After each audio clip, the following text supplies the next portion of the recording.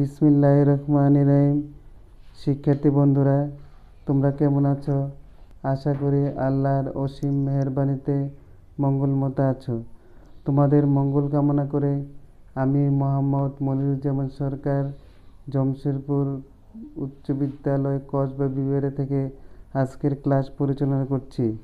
আজকে তোমাদের সাথে আমি বাংলা ব্যাকরণ ও নির্মিতি অষ্টম শ্রেণী বইটা খোলার জন্য আহ্বান করছি। অষ্টম শ্রেণীর অষ্টম পরিচ্ছেদ বানান অধ্যায়টা খুললো। আশা করি তোমরা বইটা খুলেছ। বাংলা বানান। ভাষাকে শুদ্ধরূপে লিখতে গেলে বানানের প্রয়োজনীয়তা রয়েছে। এই বানানের ক্ষেত্রে আমরা যদি ভুল করি তাহলে শব্দের অর্থের পরিবর্তন হতে পারে এবং লেখাটা সুন্দর নাও লাগতে পারে, বাক্যটা সুন্দর হবে না। তাই বানানের নিয়ম রীতি রয়েছে। বাংলা বানানের ইতিহাস সুদূর প্রসারী। যুগ যুগ ধরে ভাষার পরিবর্তন হয়, বানানেরও পরিবর্তন হয়। আজ থেকে 30 বছর আগে আমরা যেই বানানগুলি লিখতাম, পড়তাম, আজকে 30 বছর পরে সেই বানানগুলি বহুত পরিবর্তন লক্ষ্য করা যায়। এই পরিবর্তন কেন হয়েছে? 1936 সালে সর্বপ্রথম বাংলা বানান রীতি নিয়ে আলোচনা চলছিল। সেই আলোচনার ধারাবাহিকতায় 1988 সালে সংশোধিত হয়ে আমাদের বানানগুলি একটা নতুন মাত্রা পায়।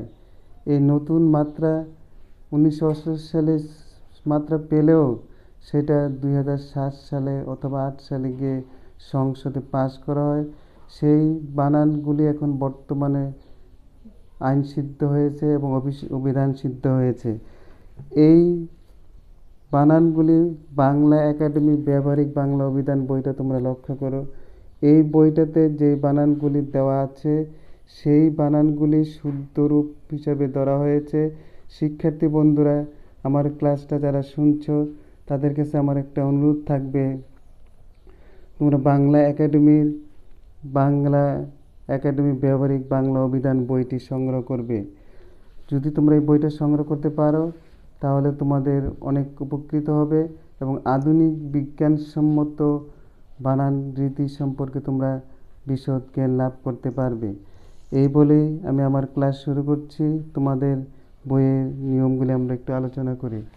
এখানে দেখো বানানে রস্যই, দীর্ঘই, রস্যু, দীর্ঘয়ের ব্যবহার। 1. যেসব তৎসম শব্দের বানানে রস্য ও দীর্ঘ উভয় স্বর অভিধান সিদ্ধ। অভিধান সিদ্ধ মানে কি? এই যে এটা অভিধান অর্থাৎ ডিকশনারি। প্রত্যেকটা ভাষারই ডিকশনারি আছে, অভিধান আছে। তাহলে রস্য দীর্ঘ উভয় স্বরই অভিধানসম্মত। রস্যই, দীর্ঘই, রস্য ও অভিধানসম্মত। সেক্ষেত্রে এবং অতৎসম শব্দের বানানে শুধু রস্য স্বর হবে, রস্যই, দীর্ঘই, রস্য ও হবে। যেমন কি বলছে? তদ্ভব দেশি বিদেশি মিশ্র শব্দ। মিশ্র শব্দ কাকে বলে? যেমন পকেট মার। পকেট ইংরেজি শব্দ, মার বাংলা শব্দ, দুইটা মিলে হয়েছে মিশ্র শব্দ। হেড পণ্ডিত মিশ্র শব্দ। হেড ইংরেজি শব্দ, পণ্ডিত বাংলা শব্দ। মিশ্র শব্দ যুগেও তোমার বানান রীতিতে চলে আসছে। তৎসম শব্দ তোমরা লক্ষ্য করো। তৎসম শব্দ বলতে আমরা কি বুঝি? যেই শব্দগুলি সংস্কৃত ভাষা থেকে সরাসরি বাংলা ভাষায় প্রবেশ করেছে তাকে তৎসম শব্দ বলে। এই তৎসম শব্দগুলি সাধারণত রস্বীকার হয়ে থাকে, অর্থাৎ সংস্কৃত শব্দগুলো রস্বীকার হয়ে থাকে। আমরা এই সব কয়েকটি শব্দ তোমাদের বই লেখা আছে, আমরা লিখব। অটবি। অটবি বানানটা ছিল এই রকম, বর্তমানে বানানটা হয়েছে অটবি। অটবি। তরুণী। তরুণী অতীতে বানানটা ছিল এইরকম, এখন হয়েছে এইরকম, অর্থাৎ রস্বীকার। অটবি। অটবি, আবির, আ বীর, বর্তমান হয়েছে আ বীর। তাহলে আমরা পরিবর্তন দেখলাম। তোমরা দেখো আরেকটা অষ্টম শ্রেণী, শ্রেণী বানানটা ছিল দীর্ঘিকার, বর্তমানে হয়েছে রস্বইকার। আমরা নত্যবিধান সত্যবিধানের নিয়মে বলেছিলাম এই কথাগুলো। শ্রেণী, তাহলে এখানে যে চারটা শব্দ আমরা বোর্ডে লিখলাম, আরও অনেকগুলি শব্দ আছে, সেই শব্দগুলি তোমরা পড়ে নেবে। যেমন এখানে দুইটা শব্দ আমি লিখি, তরি, তরি বর্তমান নিয়ম তরি, বর্তমান নিয়ম তরি। দেশি,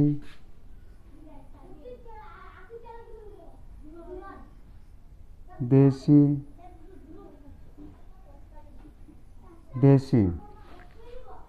তাহলে শিক্ষার্থী বন্ধুরা তোমরা লক্ষ্য করো বানানগুলিতে, অটবি পূর্বের বানানে ছিল দীর্ঘিকার, বর্তমান বানানে রস্বইকার। তরুণী বর্তমান বানানে রস্বইকার, অতীতের বানানে দীর্ঘিকার। আবির অতীতের বানানে দীর্ঘিকার, বর্তমান বানানে রস্বইকার।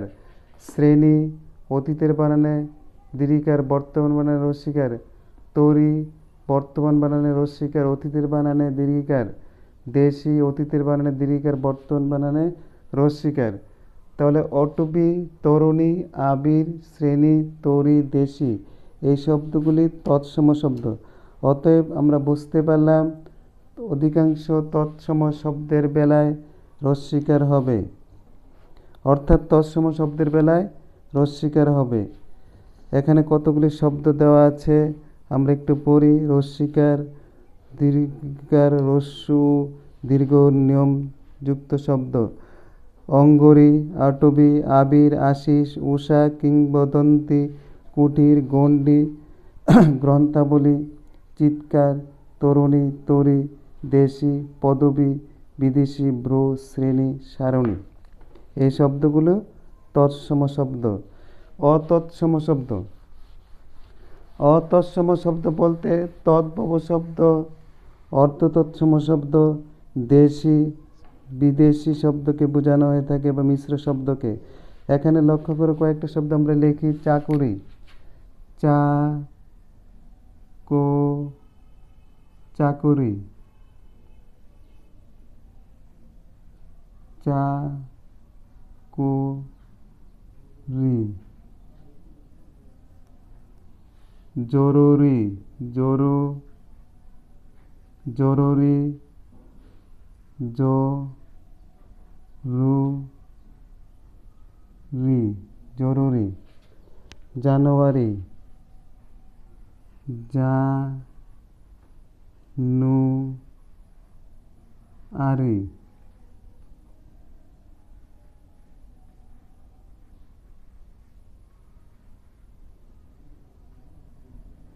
জানুয়ারি। তারপরে লক্ষ্য করো কেরানি,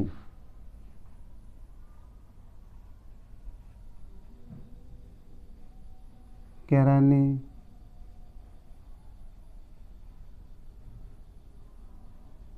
কেরানি, কেরানি, কেরানি। খ্রিস্টাব্দ,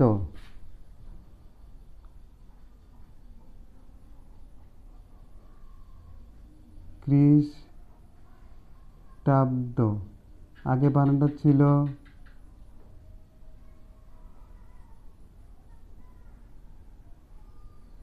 খ্রিস্টাব্দ।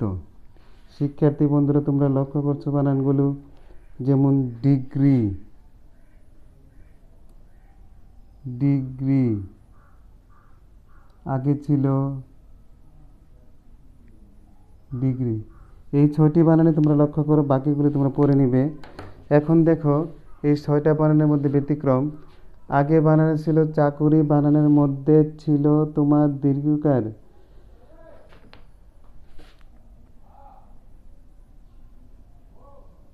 চাকুরি বানানে ছিল দীর্ঘকার, বর্তমান বানানে রস্বইকার। জরুরি বানানটার মধ্যে পূর্বে ছিল দীর্ঘকার, বর্তমানে রস্বইকার। জানুয়ারি বানানটাতে পূর্বে ছিল দীর্ঘকার, বর্তমানে রস্বীকার। কেরানি বানানে পূর্বে ছিল দীর্ঘকার, বর্তমানে রস্বীকার। খ্রিস্টাব্দ বানানে ছিল দীর্ঘকার, বর্তমানে রস্বীকার। ডিগ্রি বানানের পরেরটা ছিল দীর্ঘকার, বর্তমানে রস্বীকার।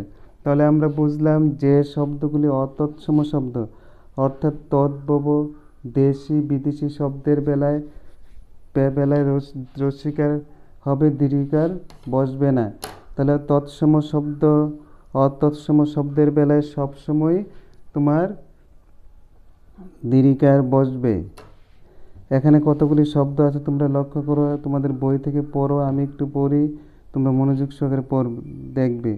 আদমি, আপিল, আমিন, আলমারি, উকিল, উর্দু, কাজী, কারবারি, কারিগরি, কুমির, কেরানি, খ্রিস্ট, খ্রিস্টাব্দ, গরিব, গাজী, গাড়ি, গিন্নি, চাকুরি, জরুরি, জানুয়ারি, ডিগ্রি, দরকারি, দাবি, দিঘি, দুলু, নার্সারি, পড়শি, পদবী, বাড়ি, বাসি, বাঙালি, বেআইনি, ভুতুরে, মিস্ত্রি, মুলু, মেয়েলি, যিশু, রেশমি, লটারি, লাইব্রেরি, শাশুড়ি, শিকারি, সবজি, সরকারি, সিন্নি, সুন্নি, হাজি, হিজরি। এই শব্দগুলি, এখানে কতগুলি শব্দ আরবি শব্দ আছে, ফার্সি শব্দ আছে, ইংরেজি শব্দ আছে এবং তদ্ভব শব্দ আছে। এই জন্য এগুলির পরে দীর্ঘিকার না হয়ে রস্বীকার হয়েছে। শিক্ষার্থী বন্ধুরা, আশা করি বিষয়টা বুঝতে পেরেছ। কয়েকটি শব্দের শেষে দীর্ঘিকার হয়। কয়েকটি স্ত্রীবাচক শব্দে সবসময় দীর্ঘিকার হবে। এগুলি যদিও সংস্কৃত তৎসম শব্দ, তারপরও এগুলির ক্ষেত্রে দীর্ঘিকার হবে। কি বলছি? তৎসম কয়েকটি স্ত্রীবাচক শব্দের শেষে সবসময় দীর্ঘিকার হবে। এখানে হ্রস্বকার হবে না, দীর্ঘিকার হবে না। কিশোরী, অর্থাৎ এটা তৎসম শব্দ। জননী,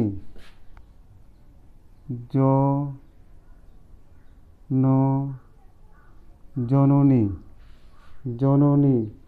হরিণী,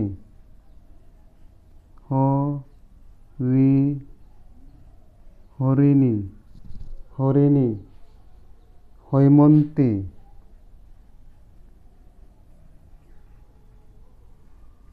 হৈমন্তী, হৈমন্তী। মানবী, যুবতী, হৈমন্তী, মানবী, যুবতী। এই প্রত্যেকটা শব্দের শেষে দীর্ঘিকার হয়েছে। কেন হয়েছে শিক্ষার্থী বন্ধুরা? তোমরা বুঝতে পেরেছ, এই শব্দগুলো তৎসম শব্দ কিন্তু স্ত্রীবাচক শব্দ। তাহলে এখানে বিভাজন হয়েছে। তৎসম শব্দের বেলায় আমরা বলছি রস্বীকার, আবার স্ত্রীবাচক তৎসম শব্দের বেলায় হবে দীর্ঘিকার। এই কথাটা তোমরা মনে রাখবে। কি বলছি? তৎসম শব্দের স্ত্রীবাচক শব্দের সবসময় দীর্ঘিকার হবে। এখানে কল্যাণী, কিশোরী, জননী, হরিণী, হৈমন্তী, মানবী, যুবতী, এই সবগুলি শব্দ বিদেশি শব্দ নয়, সংস্কৃত শব্দ, অর্থাৎ তৎসম শব্দ। এখানে আরও অনেকগুলি শব্দ আছে, তোমরা এগুলি লক্ষ্য করো। অভিনেত্রী, কর্ত্রী, কল্যাণী, গাবি, গুণবতী, চণ্ডী, চতুর্দশী, ছাত্রী, তরুণী, দাসী, দক্ষিণী, দেবী, নারী, পত্নী, পিচাসী, বিদ্যুষী, বিদ্যুমতী, মহামতী, মানবী, যুবতী, লক্ষ্মী, শ্রীমতী, সতী, সরস্বতী, হরিণী, হেমন্তী। তাহলে শিক্ষার্থী বন্ধুরা 2 নম্বর রুলটা তোমরা বুঝতে পেরেছ। এইবার আসো 3 নম্বর নিয়মের মধ্যে। ভাষা বা জাতির পরে, ভাষা বা জাতির শব্দের শেষে দীর্ঘিকার না হয়ে হ্রস্বীকার হয়। আফগানি,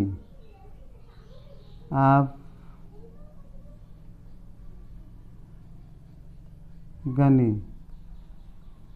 আরবি, আরবি।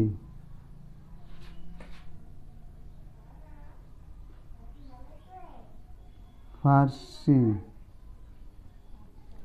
আরবি, ফার্সি, আরবি, ফার্সি। ইংরেজি, ইংরেজি, ইংরেজি। জাপানি, জাপানি, জাপানি। ইরানি, ইরাকি, ইরানি, ইরানি, ইরাকি,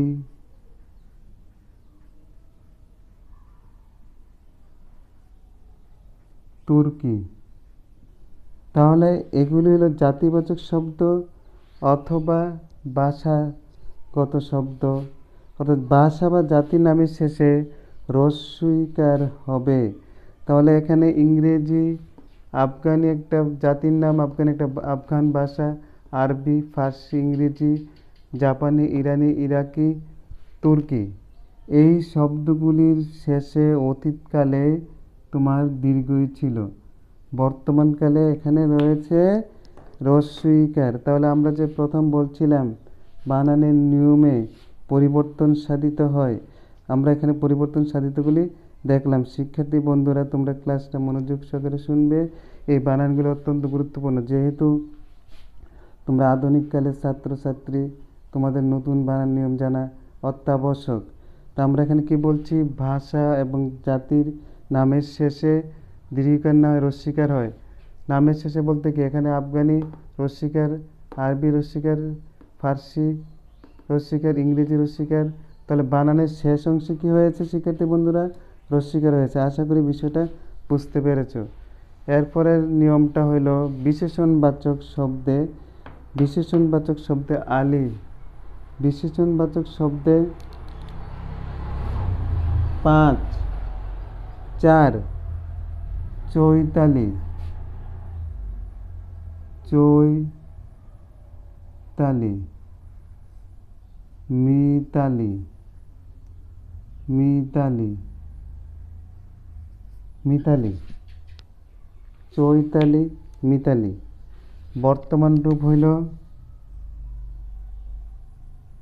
চৈতালি, মিতালি,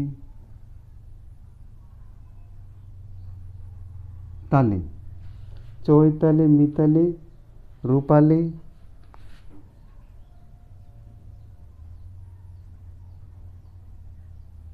রূপালি, রূপালি, সোনালি, সোনালি,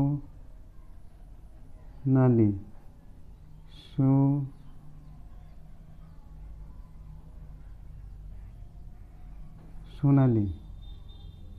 তাহলে এই বানানগুলি তোমরা লক্ষ্য করো যে বিশেষণবাচক, অর্থাৎ কোনো গুণ বা দোষ বুঝাইলে তাকে বিশেষণবাচক শব্দ বলে। চৈতালি, চৈত্র মাসের যে অনুষ্ঠান সেটাকে চৈতালি, চৈতালি বলা হয়। মিতালি অর্থ বন্ধুত্ব, মিতাজুকালি, মিতালি। রূপালি রূপ অর্থাৎ আকার, সোনালি আকার। তাহলে আকার, অবস্থান, রূপ বুঝাইলে বিশেষণবাচক শব্দ হয়। বিশেষণবাচক শব্দের শেষে যদি আলি থাকে, বিশেষণবাচক শব্দের শেষে যদি আলি থাকে, যেমন আমরা এখানে এখানে প্রত্যয় নির্ণয় করে একটু দেখাই দেই। চৈত্র,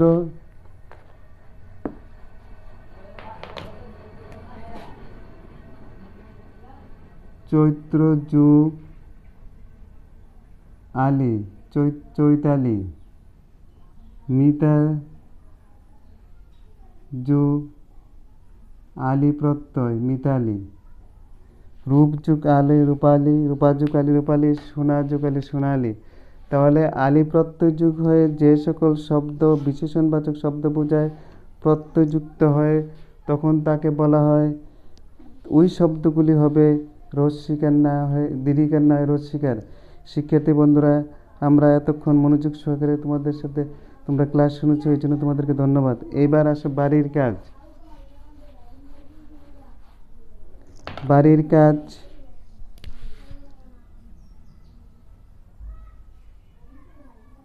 বাড়ির কাজ।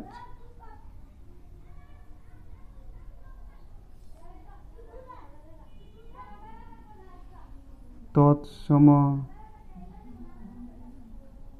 শব্দ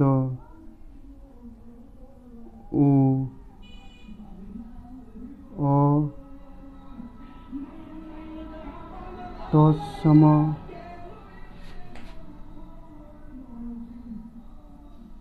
শব্দের তৎসম শব্দ অতৎসম শব্দের নিয়মগুলি নোট করবে। নিয়মগুলো নোট করবে।